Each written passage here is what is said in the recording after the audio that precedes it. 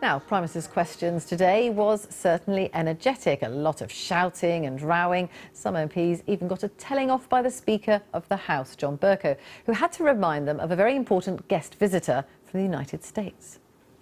It's very unfair on the leader of the Scottish National Party. Order! Order! And I remind the House, or indeed I inform the House, almost certainly for the first time, that we are today visited by an American state senator and his wife, whom I had the great privilege of meeting earlier this morning. I'm sure we will wish to impress the two of them with the quality of our behaviour. Mr. Ian Blackford. And the visitor Mr. Bercow was speaking about there was Senator Ryan Weld, who's here with me in the studio. Now, I'm fascinated by this because I spend every Wednesday watching Prime Minister's Questions from the press gallery in the House of Commons. And I just wonder what you make of it, sitting there watching it today. Well, I enjoy watching it in the morning in my pajamas because it's 7 o'clock in the morning in the United States. But I don't miss. I'm able to stream it live, and I enjoy watching it every Wednesday. I can't believe you watch it. So you watch it every week? I do. Why?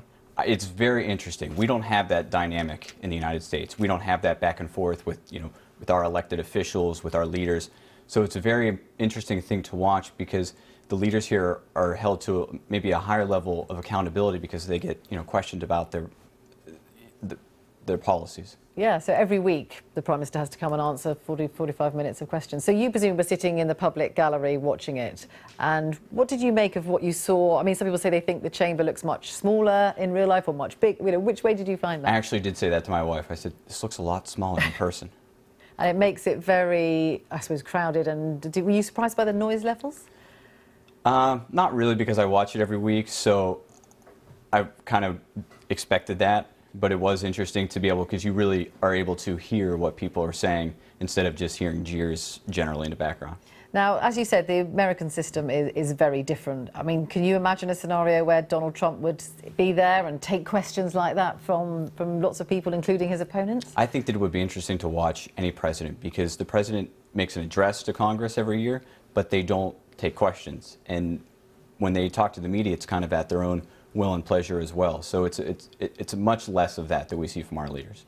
Now, you are talking about looking at British politics. We, of course, are looking at American politics, and there's so much going on, particularly, of course, President Trump, who's coming to visit here very, very soon. What's it been like watching that president, who is clearly controversial to very many people? What's it been like watching that close up? There have been a lot of moments where things have gone very well for this president. I think that his engagement with China, which led to further engagement with North Korea leading up to the meeting, I think that he did a very good job of that in bringing something together that hadn't happened ever before. And there are areas, obviously there's a lot of controversy in our country, where a large part disagree with a particular policy. So it is interesting to see, because it's day to day for us. It's wall-to-wall coverage, and so we see it everywhere you look. There it is. And how do you feel sometimes when there are controversial things that have happened, controversial things that President Trump has done? And the most recent one that we've heard about is the separation of children, from illegal immigrants coming across the border, which he's now gone back on. But how do you feel when you see things like that? Do you feel you can argue the case against it if you don't agree with it? Well, it depends on, I guess, the issue, what it would be. With that particular issue, the president saw what was going on and what was in place and signed the executive order that changed the policy and reversed it. And so sometimes that kind of expresses the power of the people and the voice that the people had, because there was a lot of displeasure over that particular policy and led to, I believe, his reversal of it in the executive order. And so do you think you're going to go back and suggest to your American colleagues that actually Prime Minister's Questions, President's Questions is the way to go? Only if I don't have to be the one to answer them. I'm still intrigued that you like watching it in a way, I suppose because I have to do it for my job. But are there other Americans that watch it? My wife has started to watch it because I've watched it in the morning, and so she's intrigued as well. And when we got the opportunity to meet the speaker today, she knew exactly who he was, because she enjoys watching him kind of run the show every Wednesday morning.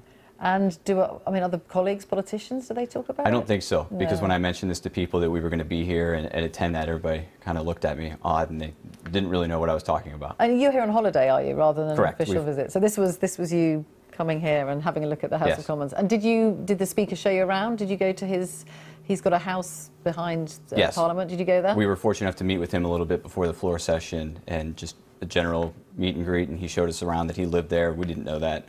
It's quite an impressive building, it's gorgeous. isn't it? It's absolutely gorgeous. Now, there's one thing I have to say I have noticed. So coming in on the tube, lots of tourists, particularly lots of American tourists, obviously come to London. They're all very disappointed because Big Ben is currently covered in scaffolding, and I've heard people on the tube going, "I've just heard that it's not there anymore." And I mean, were you surprised that there might be a little bit of repair work going on? I had, because I watched the news over here, I knew about that, and I've been here before and been fortunate to see it, but my wife had never been here, so I was a little disappointed for her that she doesn't get the same chance. You'll have to come back when it's all done. We're not quite sure when there's going to be, but I'm sure at some point it will be. Thank you very much for coming to speak to us. I'm sorry to interrupt your holiday, but we hope that you enjoy the rest of your time. Thank you for having me. Senator Ryan Weld, thank you very much indeed.